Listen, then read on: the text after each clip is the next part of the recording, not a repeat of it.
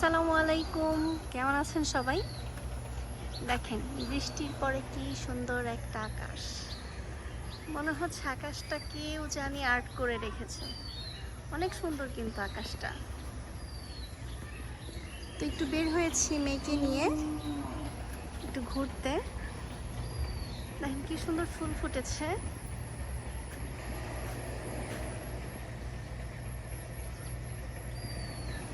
সন্ধ্যা হয়ে গেছে, মাগরিবের আজানটাও দিয়ে দিবে, তারপরও বের হইলাম একটু।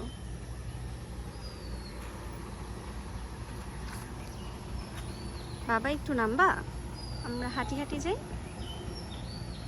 আমার ইয়ানা বুড়িটা কিছুতেই নামতে চায় না, তার হাঁটতে ভালো লাগে না। আসো, চলে আসো। ঘুমে থেকে করছে তো, মন মেজাজ অনেক খারাপ। চলো যাই। এই যে আমার মেয়ের প্রিয় খেলনা, তার খেলনাটাও খেলতে এত ভালো লাগে। দেখেন কি এটা বাবা, এটা কি? ওকে আমি যতই বলি এবার কুরবানির জন্য একটা হাম্বা কিনবা, ও বলে বারবার না বে। বাবা আমরা একটা হাম্বা কিনবো। ও এখন বলবে না, কনফিউজড, কজ এগুলো দেখে অনেক কনফিউজড হয়ে গেছে। এটা খাবার খেতে চায় না, এই বে বে বললে একটু চাও খায়।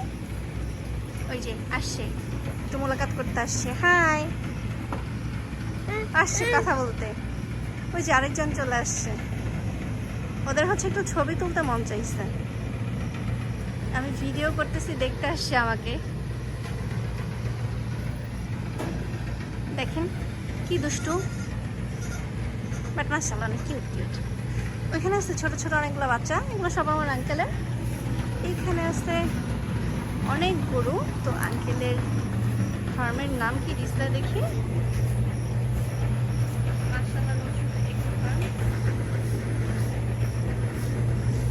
এখানে হচ্ছে আঙ্কেলের অনেক পরিমাণে গরু। এটার ভেতরে কোরবানির আগে দেখাবো না একদিন। তো এখানে হচ্ছে ধান মলন দিতেছে, চলেন আমরা একটু দেখে আসি ধান মলন দেওয়াটা। বাবা আমরা কই যাই? ওই যে দেখেন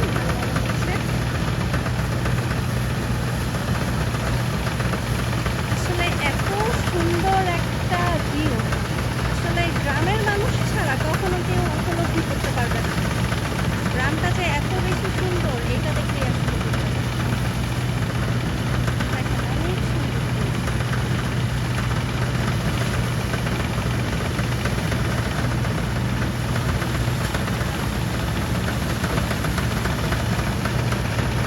এদিকে চলে যাই, বাসার দিকে চলে যাই, সন্ধ্যা হয়ে গেছে।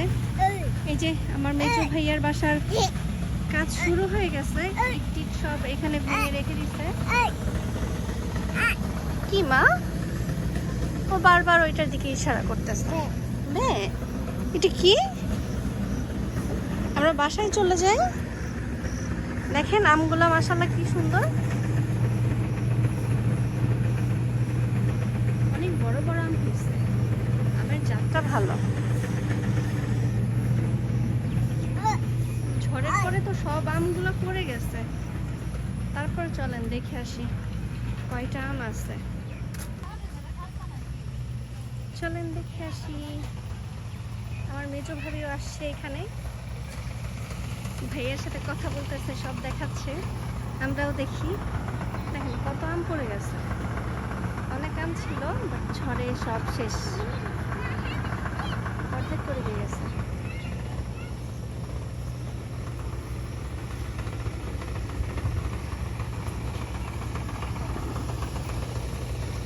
দেখেন কি পরিমাণে সবুজ, এই সবুজে তাকিয়ে থাকলে চোখ এমনি ভালো হয়ে যাবে।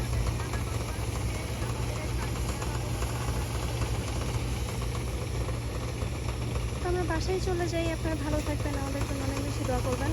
আল্লাহ হাফেজ।